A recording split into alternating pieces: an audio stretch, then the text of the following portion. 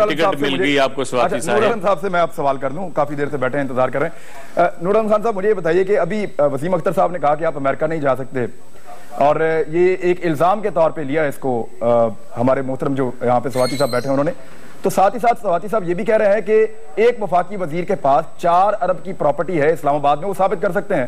اب تو سارے جتنے بھی وفاقی وزراء ہیں، خاص طور پہ جو اسلام آباد آس پاس رہتے ہیں، وہ تو بیچارے مصیبت میں پڑ گئے ہیں کہ یہ 4 ارب کی پراپرٹی ہے. تو یہ بھی تو ایک الزام ہے، پھر یہ بھی ثابت کریں، کوئی ایویڈنس لے کر آئیں. ایسے زبانی کلامی انہوں نے بھی تو الزام ہی لگایا. کیا خیال ہے آپ کا؟ بسم اللہ الرحمن الرحیم. شکریہ کہ عمران خان صاحب بات یہ ہے کہ یہاں پہ میں نے جو دیکھا روایتاً جیسے سیاست کے فلانے وزیر، میں اعظم سواتی صاحب سے یہ ریکویسٹ کروں گا کہ کائنڈلی وہ وزراء کے نام آپ بتا دیں کیونکہ ہمیں بھی پتہ چل جائے. ویسے تو میں مانتا ہوں کہ مجھے تو یہ لگتا ہے کہ ایون پارٹی لیڈرز جو ہوتے ہیں وہ بھی اپنے احساسات صحیح نہیں دکھاتے.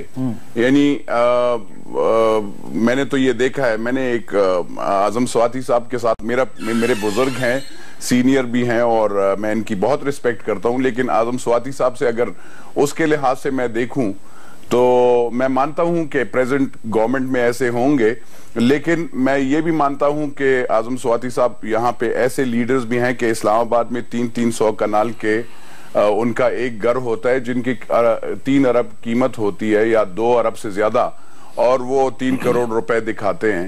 تو اس پہ ایک ٹیلی ویژن ٹاک شو میں تو میں نے کہا بھی تھا کہ میں اس گھر کو 8 کروڑ روپے پہ لینے کو تیار ہوں کیونکہ میرا ویسے ہی گھر نہیں ہے. تو چلے میں یہاں پہ اسلام آباد میں ایک گھر لے لوں گا تو وہ 300 کنال والا ہی اچھا ہے کیونکہ ذرا تھوڑا سا چہل قدمی بھی ہوتی وہ نہیں ملنا آپ کو، وہ مشکل ہے میرے خیال میں. اچھا نور احمد صاحب ایک گزارش ہے آپ سے، ایک گزارش ہے آپ سے نور احمد خان جو میں نے الیکشن کمیشن میں ایک گزارش ہے آپ سے، اس پہ بات کر لیتے ہیں. ایک گزارش ہے آپ سے، بریک کا وقت ہو گیا. نیوز